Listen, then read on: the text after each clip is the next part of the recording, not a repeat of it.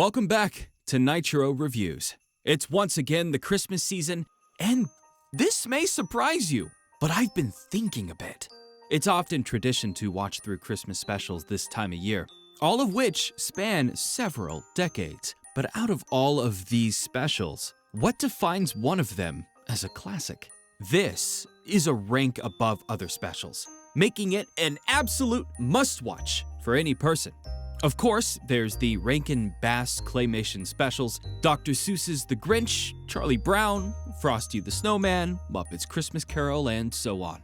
But if you think about it, we haven't really had any big modern Christmas classic. There's been several attempts since the early 2000s. There was DreamWorks' Rise of the Guardians and Arthur's Christmas. Illumination tried their hand at The Grinch, a second attempt to try and make a modern Grinch story after the very successful live-action movie. We've also had several TV shows like SpongeBob take a crack at it. And while most were good, and no doubt end up on someone else's watch list, they just aren't Christmas classics. However, in 2019, we were introduced to a Netflix film that I genuinely believe has everything it needs to be considered a Christmas classic. And that movie is Klaus. This film is the brainchild of Sergio Pablos, who may not sound familiar to most people, but he has had his hands in several of Disney's Renaissance films, such as Hunchback of Notre Dame and Hercules. After finishing up his work on Despicable Me, he would go on to set up his own animation studio, with the goal of producing a traditional hand-drawn film to show what animated films could have looked like if the industry didn't fully invest in computer-animated films. They had spent 5 years attempting to find a company to finance the film, and in 2017, Netflix were the ones to step up. Of course, hearing Netflix getting involved is enough to make anyone extremely nervous, but luckily, in Klaus's case, the film did end up releasing. So, as far as the plot goes, it'll seem a bit familiar on the surface.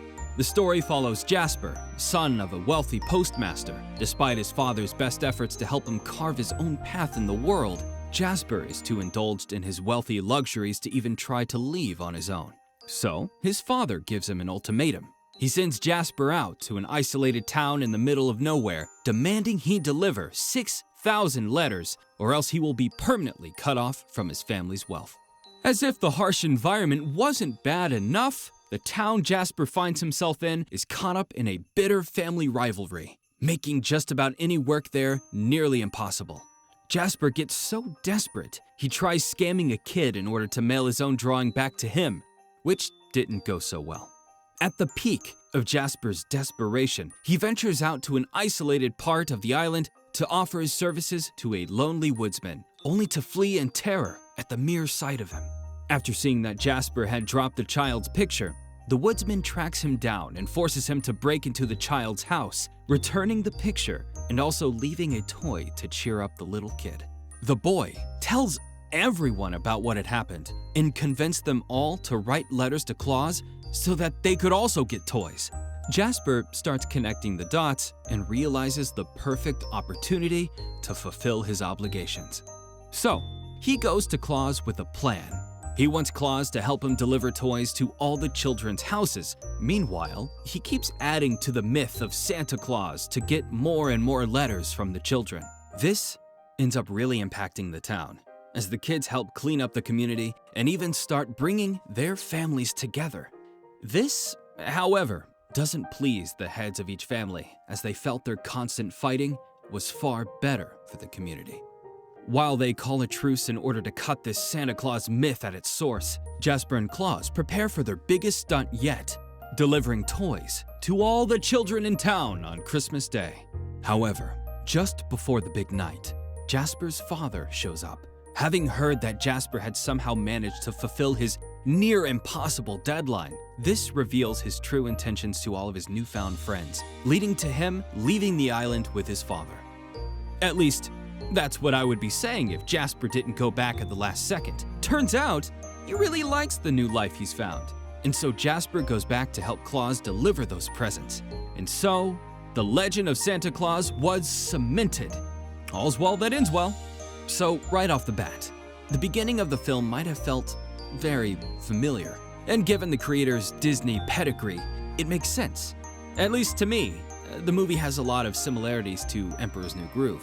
But that's just a very surface-level comparison, and it really only applies to the character Jasper. But personally, as a fan of The Emperor's New Groove, it's an aspect of the film that drew me in from the start. Everything else in the film is its own thing, and it's all very well done. Also, those of you who have seen the film might have noticed I skipped out on a lot of important story aspects in my recap, specifically involving the character of Klaus. But I just don't want to spoil too much for those who haven't seen it yet. Klaus is a really good character, and his story adds so much weight to the film. Legitimately, this is one of the new films that got me to cry by the end. And in my recap, the ending sounded very bare bones, but trust me, it's both so amazing and so heartbreaking.